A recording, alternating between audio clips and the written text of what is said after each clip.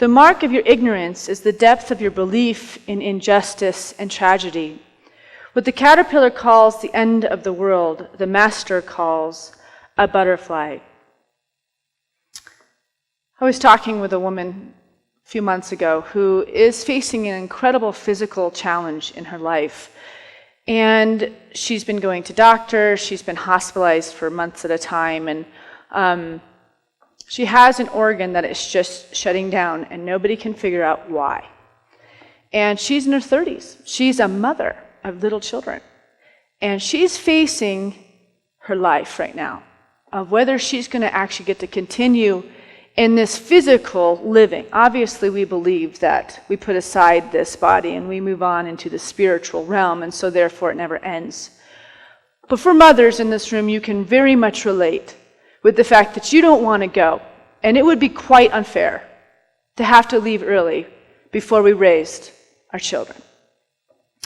And when I'm meeting with this woman, she says to me, I just feel like if I could just get a break and if I could just go to sleep, because the anxiety and the stress and the fear that she feels around this illness and this lack of doctors being able to figure out what's going on, if she could just sleep at night, she feels that her body would start to remember how to function correctly.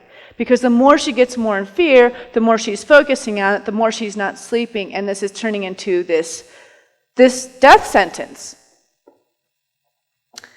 And finally I said to her, what is it that you're thinking about at night? What is it that's going on that's keeping you from sleeping? And she says, well, it's like I just don't want it to hit me how bad my life has become. I don't want to face that I'm terrified of dying. I don't want to even think about it. I don't want to contemplate it. I'm afraid that it'll be like the law of attraction, you know, how we talk spiritually, what we look upon we're going to create. So she doesn't ever want to see her children without her. So she's putting this all in this pile and avoiding her fears. But what those fears are doing is just beating her up. And she can't go to bed. And she can't go to sleep. And I said, what would happen if you went and you merged yourself with your fear? She's like, I'm afraid that I would die. I'm afraid that the pain and the fear would kill me. But what other choice does she have? She's already dealing with this situation that they're saying is not looking so good. And so many of us do this. We're so afraid to come into the truth of our being. We will spend our whole life keeping ourselves from feeling that one greater thing, that one limitation, that one conflict of interest, that thing about ourselves that we don't want to face, but it's that very thing that's taking all of our joy away. And if we just turn and meet it, I'm terrified I'm going to die. I'm terrified that I'm going to feel mad at God. I'm terrified that I'm going to start crying. I'm never going to stop. I'm terrified that I'm going to merge, that I'm dying, and then I'm going to die. But have you ever had the time when your life just stops you? The conflict or the situation or the job you lost or the spouse that left you that you can't believe or the thing that just happened out of nowhere and your life just stops. And you finally let yourself feel it. Months go by because you're in shock and grace and all those things held you, and then finally you have to feel it.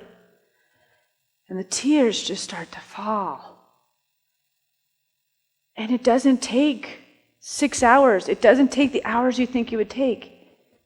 It's 20 minutes or an hour. And all of a sudden, you're so connected to your heart. You're connected to your being. And the very facing your feelings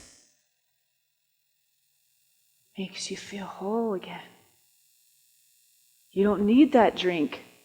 You don't need that drug. You're with the truth of your being. Because at the basis of all these painful things that happen in our lives is a great gift. One door shuts, two open. It is what it is, and then something opens. When I surrender and I merge with my fears, the light opens. Everything that happens in our life is bringing us home. Everything that happens in our life is bringing us home. So finally, this woman faced her fear. And she cried at the thought of her children being raised without her. She thought of the last minutes of seeing her children and how could she ever leave? All the fears that she had of what this illness is taking from her. And she cried. And she cried. And then she went to sleep. And what did she say to me originally? If I could just sleep, I feel like my body would remember how to function. And guess what happened? Her numbers immediately started improving on that organ, showing that it was coming back alive. And this is still a process that's happening. We have all had those opportunities for the universe to show us that it's honorable. No matter how terrifying. I've seen people with terminal illnesses and given the most horrific things from doctors and spouses telling you that you're terrible or whatever, projections all over the place. But I have seen people overcome things that are supposed to be impossible so much I cannot tell you. Growing up in a church is such an amazing gift because we watch people. Our whole life is doing christenings, weddings, funerals. It's the whole process. And in the midst of it is christenings, miracle, miracle, miracle, weddings, miracle, miracle, miracle, funerals, die, emergence, beauty, family growth. But life's hard. And life's not easy. And it wasn't meant to be easy. Because the truth is we're here as divine beings with a greater purpose. A greater work to do than just to self-soothe, as the therapist would like us to do. I'm not saying some people don't have clinical depressions, but that fear that woman was feeling, all they wanted to do is drug that feeling. But in that feeling is the miracle, and we're all missing it. We're all missing the moment of why we're here. These difficult things are a gift.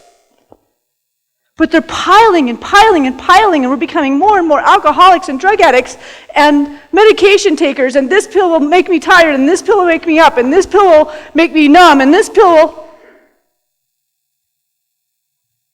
When this whole physical being was made perfect in the image and likeness of God. How many times have you heard that? But do you believe it? Do you believe that you have this serotonin? Do you believe you have these things to give you the joy that you're seeking so much for on the outside? That you have the ability to work miracles and more?